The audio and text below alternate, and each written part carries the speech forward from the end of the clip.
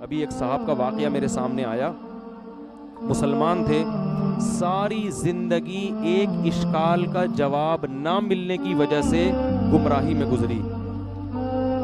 انہوں نے اپنا واقعہ بیان کیا ہے کہ میں کہیں بہت پہلے کی بات ہے، کہیں کسی غیر مسلم نے مجھ پر اعتراض کیا کہ تم مسلمانوں کے جو پیغمبر ہیں معاذ اللہ نقل کفر نباشت، وہ تو معاذ اللہ عیاش تھے، انہوں نے تو 9 شادیاں کی ہیں بھائی، یہ کیسے پیغمبر ہیں، یہ کیسے آخرت کے خوف رکھنے والے؟ کہہ رہے ہیں یہ اشکال میرے دل میں، اس اشکال نے ایسے وسوسے پیدا کیے کہ میں اسلام سے دور ہو گیا۔ حالانکہ ان کو چاہیے تھا کسی عالم کے پاس جا کے اپنے اس اشکال کو حل کر لیتے۔ انہوں نے کہا یار یہ تو بڑا اشکال ہے، 9 بیویاں رکھی ہوئی ہیں ایک ایک ٹائم پہ، اور امت کو 4 سے زیادہ پر کیا لگائی ہوئی ہے؟ پابندی۔ اور پھر 9 سال کی عمر کی لڑکی سے بھی شادی کی، حضرت عائشہ سے۔ تو کہتے ہیں میرے دماغ میں اتنے وسوسے آئے نا کہ میری زندگی کس میں گزری؟ عیاشیوں میں، ساری جوانی عیاشیوں میں برباد کر دی، جو اصل عمر ہوتی ہے انسان کی بننے کی۔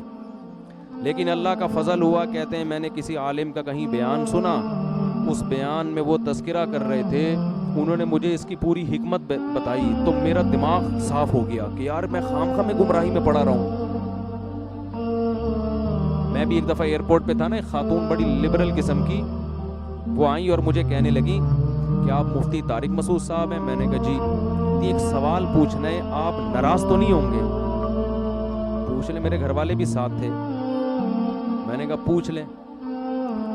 تو میں نے کہا، کہتی ہیں کہ میں نے تجربہ یہ ہے کہ جب مولانا ٹائپ کے لوگوں سے اس طرح کا سوال پوچھو تو وہ غصہ کرتے ہیں۔ وہ کیا کرتے ہیں؟ غصہ، اور گستاخی کا فوراً فتویٰ لگا دیتے ہیں کہ آپ تو نبی کے گستاخ ہو۔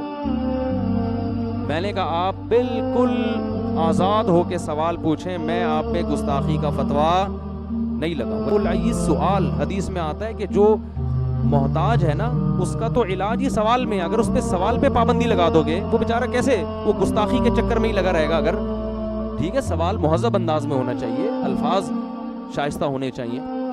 تو ان محترمہ نے سوال یہی کیا جو ان صاحب نے کیا تھا کہ نبی صلی اللہ علیہ وسلم نے 9 بیویاں کیوں رکھیں، اور اتنی کم عمر لڑکی سے آپ نے نکاح کیوں کیا؟ یعنی یہ سوال میرے دماغ میں پک پک کے نا مجھے اسلام سے سوال نے دور کر دیا۔ میں نے ان سے کہا مجھے ایک بات بتائیں، اگر نبی صلی اللہ علیہ وسلم نے یہ کام معاذ اللہ عیاشی کے لیے کیا ہوتا تو عیاشی کی عمر 50 سال ہوتی ہے یا 25 سال؟ بولو نا، عیاشی کی عمر 50 سال ہوتی ہے یا 25 سال میں زیادہ عیاشی ہوتی ہے؟ 25 سال میں ہوتی ہے نا۔ 25 سال میں آپ صلی اللہ علیہ وسلم 40 سال کی عورت سے شادی کر رہے ہیں جو 2 دفعہ بیوہ ہو چکی تھی۔ نہیں آ رہی بات میرا خیال؟ ایک تو 25 سال میں کوئی عیاش آدمی 40 سالہ عورت کنواری سے بھی شادی نہیں کرے گا، کر کے تو دیکھو ابھی پورا خاندان کاٹ کے پھینک دے گا آپ کو، اول تو خود ہی نہیں کرو گے۔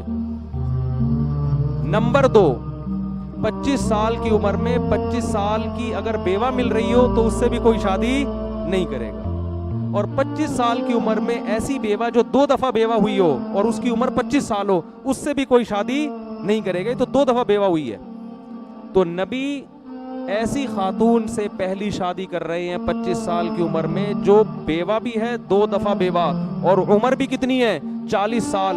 اور عرب میں 10 بیویاں رکھنے کا رواج تھا، یہ تو اسلام نے 4 پہ آ کے باؤنڈ کیا ہے۔ 10 بیویاں رکھنے کا رواج تھا، مگر 15 سال جو جوانی کا بہترین حصہ ہے وہ اسی ایک عورت کے ساتھ گزار دیا، دوسری شادی نہیں کی۔ بہت مشکل ہے بات سمجھا۔ اس سے صاف پتہ چلتا ہے کہ ہمارے نبی کے مزاج میں عیش و عشرت بولو نہیں تھا۔ حالانکہ عرب میں کم عمر لڑکیوں سے شادی کا رواج بھی اور 10 بیویاں رکھنے کا رواج تھا۔ بہت سے صحابہ مسلمان ہوئے ہیں نا، تو جب اسلام قبول کیا ان کے نکاح میں 10 بیویاں تھیں، آپ نے فرمایا 4 کو رکھو، باقی سب کو کیا کر دو؟ چھوڑ دو، 4 سے زیادہ کی اجازت نہیں ہے۔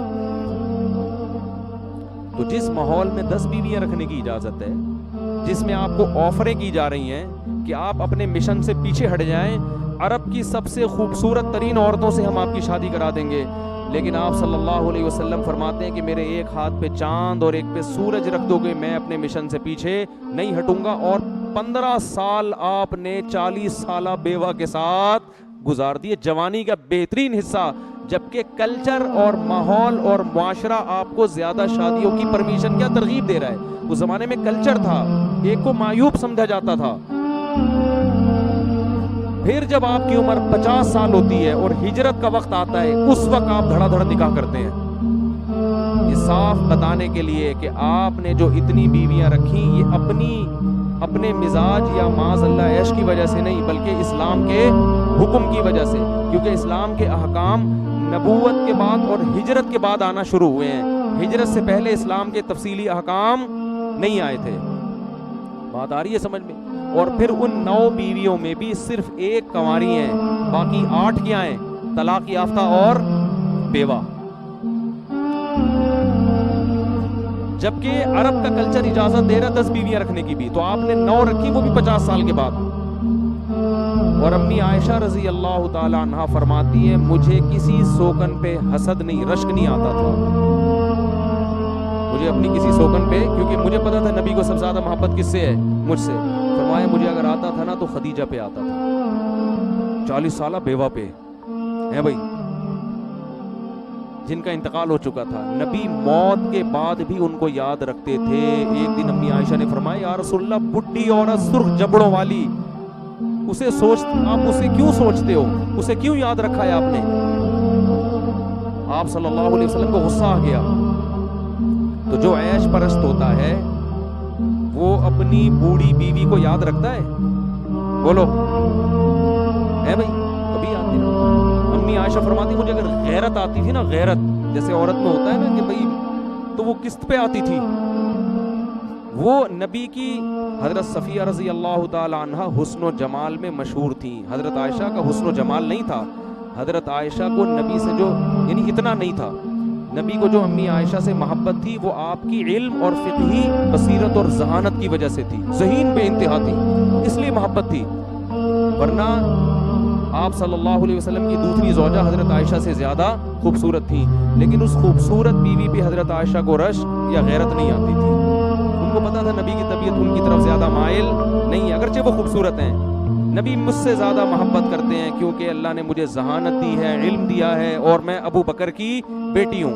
لیکن امی عائشہ فرماتی ہیں مجھے اگر غیرت کسی زوجہ پہ آتی تھی, یعنی غیرت کا مطلب جیسے سوکن میں ہوتا ہے نا کہ کاش وہ زوجہ آپ کی زندگی میں نہ آتی, وہ کس پہ؟ خدیجہ پہ. ایک ہندو نے لکھا ہے, میں نے خود پڑھا ہے ہندو کی کتاب میں, ہندو نے لکھا ہے کہ اس قدر اپنی پہلی بیوی سے محبت کرنا جس کی عمر بھی زیادہ ہو, یہ عیش پرست آدمی کا کام نہیں ہو سکتا. اور امی عائشہ نے جب فرمایا نا کہ آپ ان سے اتنی محبت کیوں کرتے ہیں, فرمایا اے عائشہ اس نے مجھے اس وقت سہارا دیا جب میری قوم نے مجھے دھتکار دیا تھا. تو آپ ان کی کوالٹیز دیکھ رہے ہیں, صفات دیکھ رہے ہیں. عیش پرست آدمی صرف شکل دیکھتا ہے, اوصاف نہیں دیکھتا. تو ہندو نے لکھا ہے کہ نبی نے جو بڑی عمر میں جا کے اتنی شادیاں کی ہیں, ہندو اس کا اعتراف کرتا ہے کہ اس سے صاف پتہ چلتا ہے اس عمل کا مقصد اپنی قوم کے مردوں کو کثرت نکاح کی ترغیب دینا, تاکہ وہ بھی معاشرے کی بے سہارا عورتوں کو سہارا دیں. آئی بات سمجھ میں کہ نہیں ہے؟ تو خیر, اور رہا یہ مسئلہ کہ امت کو تو 4 اور خود زیادہ, تو دیکھو اگر آپ صلی اللہ علیہ وسلم معاذ اللہ نقل کفر نباشت آپ کی طبیعت میں عیش ہوتا, تو عیش پرست آدمی خود بھی عیاشی کرتا ہے, دوسروں کو بھی عیاشی کی اجازت بولو دیتا ہے. وہ دوسروں کے لیے سخت قانون تھوڑی بنائے گا, وہ کہے گا بھائی جب میں 9 رکھ رہا ہوں تم 10 رکھو, کیونکہ اس پہ تو انگلی بھی اٹھے گی نا کہ آپ ہمارے لیے کیوں کر رہے ہیں. تو اس سے پتہ چلتا ہے کہ نبی صلی اللہ علیہ وسلم کو اللہ نے جو اجازت دی تھی 1 سے زیادہ عورتیں رکھنے کی, اس میں حکمتیں اور مصلحتیں تھیں, اور امت پر 4 سے زیادہ کی پابندی اس لیے لگائی کہ قیامت تک اب ایک قانون بنایا جا رہا ہے, اس قانون میں اگر آپ کو 4 سے زیادہ کی اجازت دے دی تو مالدار لوگ 15 20 رکھ لیں گے, غریبوں کے حصے میں ایک بھی.